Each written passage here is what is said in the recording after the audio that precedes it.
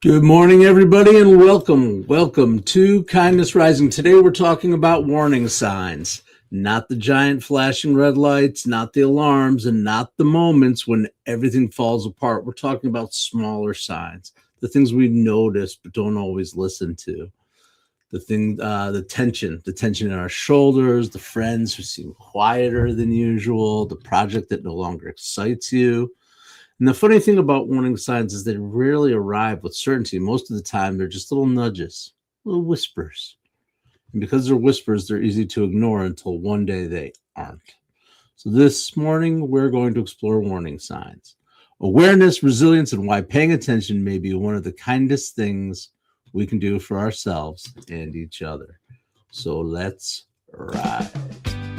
Good morning, good morning, good morning, my friends from near and far. There's Kathy, first one in this morning. Glad you are here with us, getting it going this morning for a little bit here on Kindness Rising. But maybe we should just always start with a question. When we talk about starting with a question, why don't we start with a question today? Have we ever known something? Have you ever known something but not really listened to it? You knew you needed more sleep, you knew you needed to exercise, or that a relationship wasn't healthy, burning out, you knew you needed a day off. Knowing and listening are two different things. Most of us spend a surprising amount of our time of our lives collecting information. I know I'm guilty of this. Good morning, Roseanne. Good morning, Jess and Sully. Here's the crew rolling in this morning. Glad you're out there. We collect a lot of information, don't we? We always know what we should eat, how we should move or when, right? Or spending more time with people we love and talking on phones, all those things. Knowledge isn't the problem, it's the attention. The challenge is warning signs often arrive at inconvenient time, or they're just too hard to put down. You're busy, you've got responsibilities, people depend on you, but you tell yourself to just deal with it later. The trouble is that later has a habit of becoming much later or maybe never, right? I think one of the most underrated forms of self-kindness is starting to pay attention early. It's one thing that I'm learning and leaning into, trying to figure things out sooner. It's always been a little bit of a delayed reaction. I think we all go,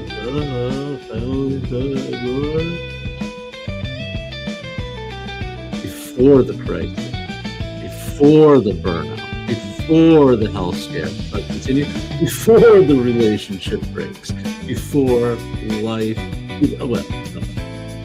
gets out of hand, but also because life usually gives us clues if we're willing to question and willing to listen to them. All right. Thanks, Sully. Yeah, cool. This is my little vibe for today. Mellow but upbeat. I think that's fair. Yep. I appreciate you for sure, Sully. Thanks for coming out. Hopefully this gets you going. Is it too loud? I never know because I hear it differently than you do. So anyway, are we willing to listen to willing to listen to the, what am I saying? Are we willing to listen to those signs? Are we willing to listen to a clue? Are we willing to get a clue? Yep, we're going to do it.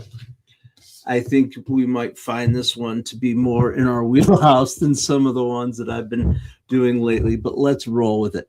Who in the world is we talking about? Who in the world are we talking about this morning when I tell you that this person was born in England and became one of the most recognizable drummers in rock history?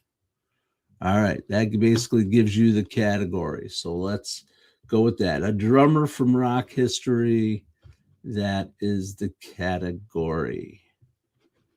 All right. Just start naming drummers and maybe you'll get it right. Or maybe you wait for a second clue right after we do this. There's our music for our wait. That happened today. We're rolling back to 1964, people. I feel like we've been hitting on 64 a little bit hard lately. Maybe we need to change that a little bit. I think, I don't know. A lot happened in 64. 64 was a big year. Big year for stuff, big change in political change in the world, in the U.S. for sure. So things were changing in dramatic ways. I guess I wasn't there. I only read about it, but I know there's a couple people maybe out there that were there. Ringo, no, Eric Clapton. I didn't even know he played the drums. All right, some can play more than one instrument, like Bo Jackson in sports. You're right. I guess Clapton can play. Clapton might be able to play the drums. I guess they all do. I don't know. We all can play the drums. I'm playing the drums, guys. Terribly, but I'm playing the drums. On this day in 1964, you're all right, Kathy. I think it's great. Jump in, whatever. 1964. But I have to do this because I haven't done this one yet. Survey says. On this day in 1964, the Federal Trade Commission actually announced that health warnings must appear on cigarette packages and in cigarette advertising. A huge change. Today, we just feel like that's completely normal, right? But most of us have grown up seeing these warning labels everywhere, right? Medicine bottles, household cleaners, power tools, food packaging. But in 1964, I guess this was a significant cultural moment. Earlier that year, the Surgeon General had released a landmark report linking smoking to serious health risks, and the evidence had been building for years. They weren't notice FTC wasn't banning cigarettes. In February 1964, what brand were you smoking at that time, Mom? February 64. I appreciate it, Mom. Big year. See? Big landmark year. I wouldn't be standing in front of you, sitting in front of you, actually, if it weren't for 1964 and my parents' meeting. Okay. I don't like to think about that too much. And that's been anyway, the point that I was trying to make is I'm getting completely off the rails here, was that the FTC didn't ban smoking. They didn't ban the cigarette. They weren't changing person's behavior. They're just saying, here's some information, a warning, a chance for people to make an informed choice based on what they know. And now whether people acted on that information was their choice, right? We were all smoking Marlboros. Yep. Marblights, Marlboros. Why did I think you told me at one point you used to smoke unfiltered cigarettes? We don't need to talk about my mother's cigarette. Anyway. Although, yeah.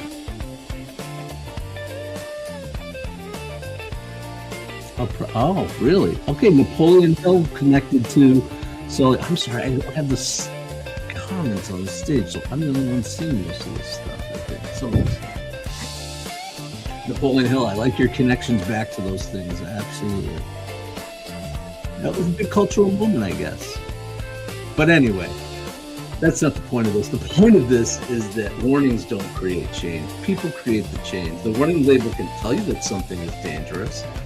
It cannot make you stop. A friend can tell you you're exhausted. They can't make you take a nap.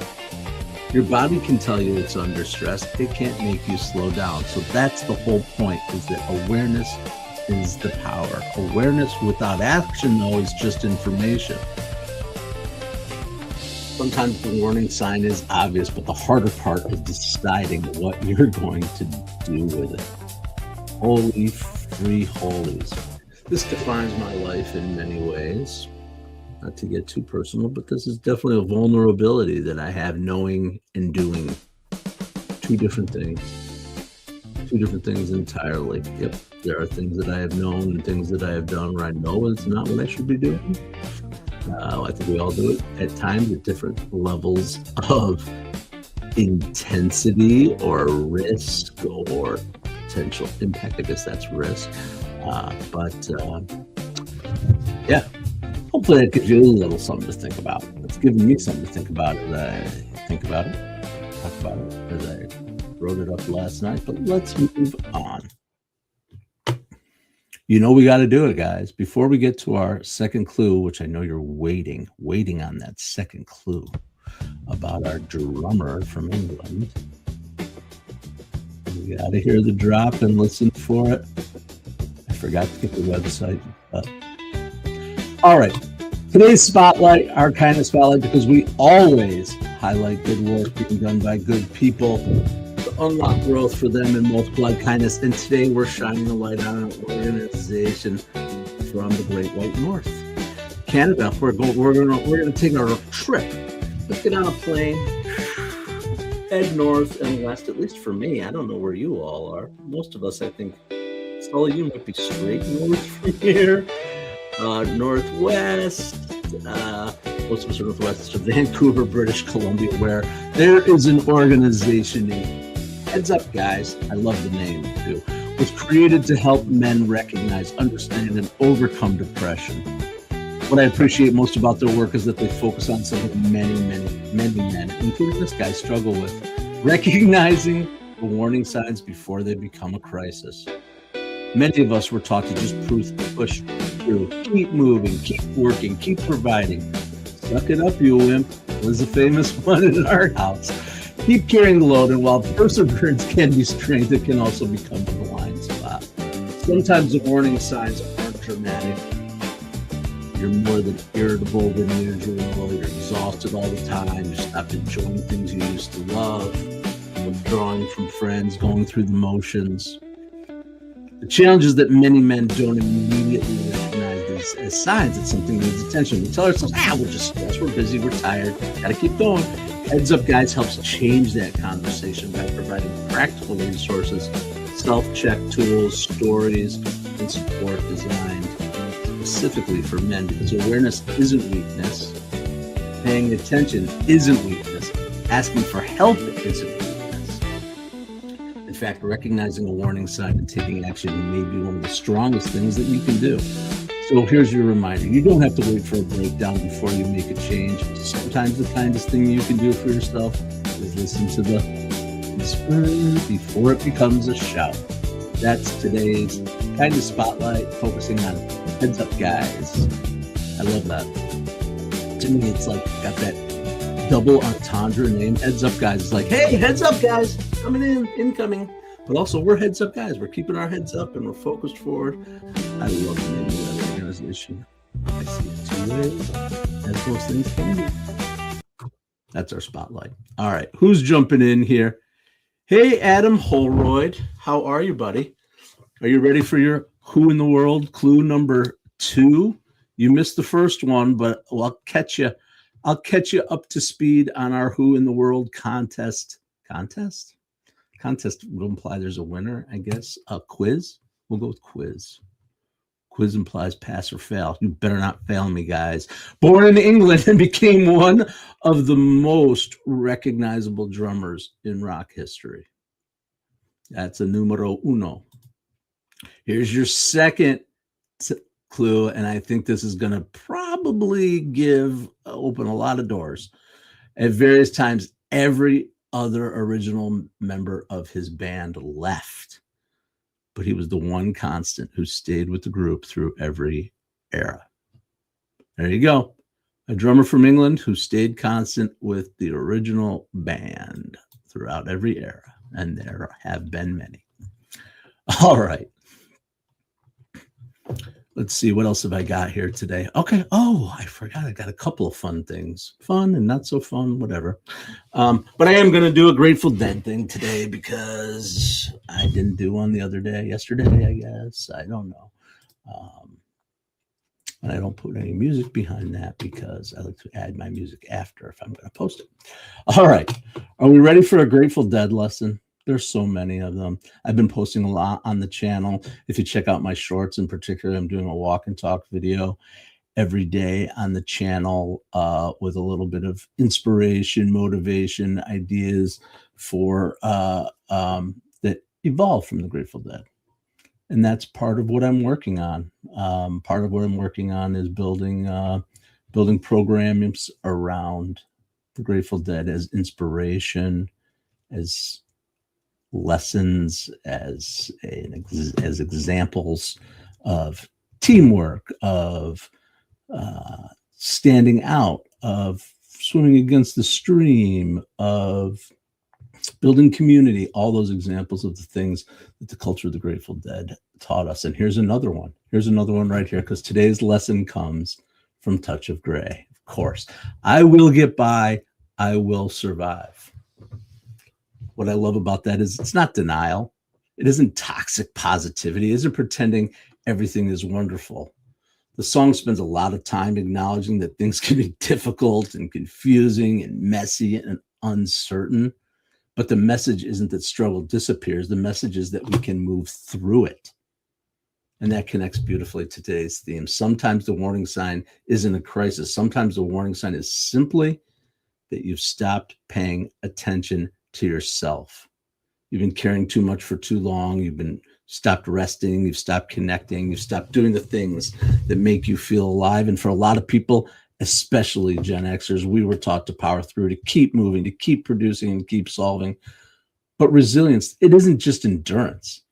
It's knowing when to adjust and when to ask for help and when to take a breath, knowing when to listen. And Touch of Grey isn't a song about avoiding hardship. It's a song about navigating that hardship. And maybe that's the lesson in Touch of Grey. The goal isn't to avoid every storm. It's to recognize when the clouds are gathering and prepare before you're standing in the rain. That's Touch of Grey. Okay, thanks everybody for indulging my my little Grateful Dead obsession. All right. Okay. How are we doing out there in the world? Everybody doing all right? I am glad you are. I'm going to do another thing too. Let's see. What does Jess have to say? I'm going to read some comments, guys. You guys are chatty and wordy today. I like it, but it takes me a minute.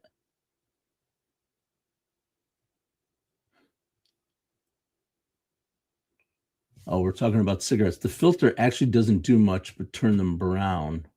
It's a chemical reaction, not what's collected from the smoke. So it's like a psychological thing. You think you're getting a better filter? That's interesting. Did not know that. Did not know that. It was a marketing gimmick, is what you're trying to tell me, I think, Jess. That's interesting. A trick. It is a trick, let me tell you. I've had my own struggles with nicotine in every way, shape, and form. So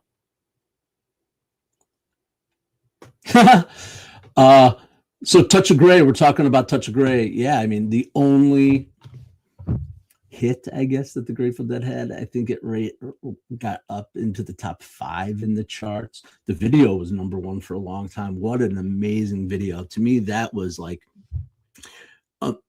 another example of the Grateful Dead taking an art form or a thing and bringing it to the next level and just bringing their own spirit to it in a kind of I don't care kind of way. Those puppets, the skeleton puppets in the Touch of Grey video that are dressed like the guys.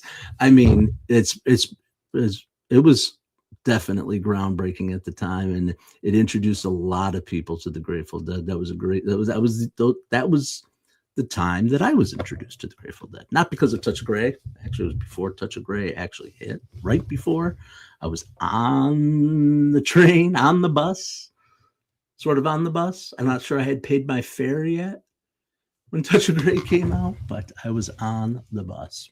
All right. Anyway, that was enough yik yak about that, because we got to get to our third clue and our compass, right? We'll do our reveal I don't see anybody guessing. Anybody else guessing out there? To me, that tells me when people stop guessing, that means somebody knows or everybody knows. And they're like, I just don't want to be the first person to say it. That's what I've learned from doing this now for a few weeks in a row of doing this. But I'm going to give you your third clue anyway. And I think this is going to be the one that's really going to seal the deal for you. Born in England, became a famous drummer. At various times, every other member took a hiatus, we'll say. But he was the one constant. And here's the last clue. Yep, the band was literally created by taking his surname and another surname from the band and smacking them together, sort of modifying them. So who are we talking about? The drummer from a famous band made up of two surnames. He's from England, and that band was not a very stable situation, famously unstable. All right. Let's get to the compass while you guys are thinking about the answer to that one. This is our kindness compass. Every day we move from thought to action here on Kindness Rising as we get up and get after it. And yeah, let's keep it going. Keep it going. 3 things, 3 ways to rise with kindness and be aware of the warning signs. Notice the whisper. Most warning signs begin as whispers. A little fatigue, a little frustration, resentment, or stress. Pay attention. Pay attention before the whisper becomes a shout. Ask one honest question. Instead of asking, am I okay? Try asking, what am I avoiding? How about an open-ended question to ourselves? That's often where the best answer lies. Not the Pete best answer. Make one small adjustment is our last little piece of advice for 3 ways to rise with kindness. And notice the warning sign. Make one small adjustment. You don't need a complete life overhaul. Just go for a walk, make the phone call, schedule the appointment, get an extra hour of sleep. Those small course corrections prevent major detours. That is today's Kindness Compass. Thanks for joining along. All right, we're ready for our reveal. Pete Best's nemesis? Does anybody have the real? I don't know. Was there a connection between this guy and Pete Best? Are we being coy? I don't know. But I haven't seen the name dropped. Are you all being? I'm going to go 3, 2, 1, and everybody insert their answer. Or we could do Jeopardy. Dun, dun, dun, dun, dun, dun, dun. Please answer in the form of a question. Dun, dun, dun, dun, dun. No, no, no, no, no. All right, I'm going to do it anyway. Okay, you all out there ready for the picture? You guys know this guy? Whoa, scary looking dude. Not Ringo. Nope. It's Mick Fleetwood. You got it. Adam Holroyd's in with Mick Fleetwood on the picture. Final answer, Mick Fleetwood, born June 24th, 1947, co-founder and drummer. I'll put his picture back up here because it's a pretty iconic picture. I think that was taken by Annie Leibovitz, actually. A co-founder and drummer of Fleetwood Mac, Mick Fleetwood helped guide one of the most successful bands in music history. But what's remarkable, obviously, isn't just the music. It's the resilience. Lineup changes, addiction struggles, relationship conflicts, financial challenges, and enough drama to fill several documentaries and inspire a really good book. If you haven't read it yet, Daisy Jones and the Six, or whatever that book is. I read it. I forget the name of it, but it's really good. Basically, a fictional version of the Fleetwood Mac drama. And I think they made it into a series, too. That was an aside.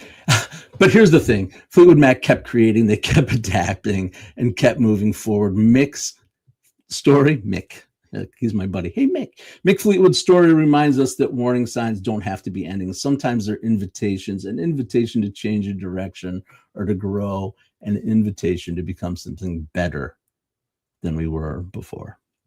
That is Mick Fleetwood. Nice guess, Holroyd. See, we're all providing value here. I love Fleetwood Mac. Does anybody else? Obviously, not. That's my new tick, guys. I'm paying attention to myself. Obviously, well, it's not obvious to everybody. It's obvious to me. Stevie, oh, what a crush. I was catching a on YouTube. There's some old footage. I'm gonna guess it was like 78, maybe. It's between 78 and 82, somewhere in there. Stevie Nicks, I looked it up. She was like 24 years old at whatever time the show was that I was looking at. She owned the stage. Watching it 50 years later, I was still like, what the hell is that woman doing? She is owning this. Absolutely. Love Stevie Nicks, the gypsy. All right. That wasn't my intention. The story was about Mick Fleetwood. And we've got one more legend of the music industry that we need to acknowledge. I didn't do it yesterday. I knew that this situation had occurred. Not that surprising that at 94 someone might cash in their chips here, but I'm going to talk a little bit about another guy that I think is pretty dang cool as I've learned more about him. I knew about him before, but actually his passing gave me a chance to read and learn a little bit more about his work. And I don't know, I'm going to put some music up with it. I'm not exactly sure. Oh, fans of the show from early on, from last July, when I first started going live, like I do every day here on the Mornings in the Lab Network, might remember this song.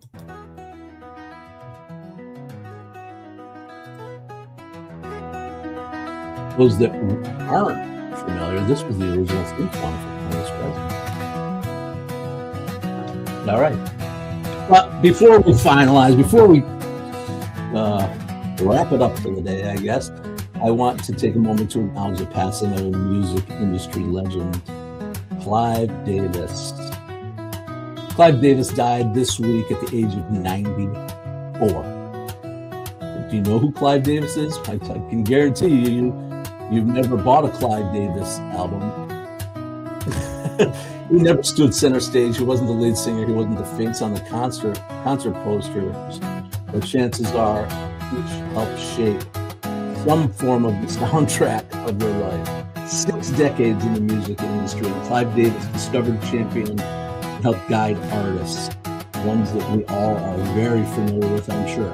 Whitney Houston, Bruce Springsteen, Aretha Franklin, Alicia Keys, Barry Manilow, Patti Smith, Aerosmith, Earth, Wind & Fire. Can I go on? I could, but what strikes me most isn't just his ear for talent. It's that he made a career out of seeing potential before the rest of the world could see it. He recognized gifts early in people and believed in the artists before they became legends. He opened doors. He did it for generations of music, and because he did, millions of us received the songs that carry us through those celebrations, heartbreaks, road trips, weddings, graduations, and countless moments in between. To me, that's right, a legacy. So today we tip our cap or our bandana to Clive Davis, because sometimes people, the ones that we want to follow, are the ones helping others find their passions first. All right. That's Clive Davis. And that's it for today. Thanks for joining, listening along, getting involved in the comments. Absolutely. I appreciate every single one of you that comes out here with me every day. Before we head on over to Mornings in the Lab, though, here's today's thread. What's a warning sign that you've learned to pay attention to? Maybe it's stress, maybe it's exhaustion, maybe it's impatience, maybe it's the moment you realize you've been disconnected from the people who matter most to you. But remember, life gives us warning signs, but we must pay attention to them. It's trying to guide us, and when we learn to listen, we often discover that the warning wasn't the problem. Ignoring it was. That's how kindness rises. Thanks for joining me. Get on over to Mornings in the Lab with Keith John. And friends, I'll be back tomorrow morning, 7:30 Eastern, as I am every single day. And until then, stay unkind.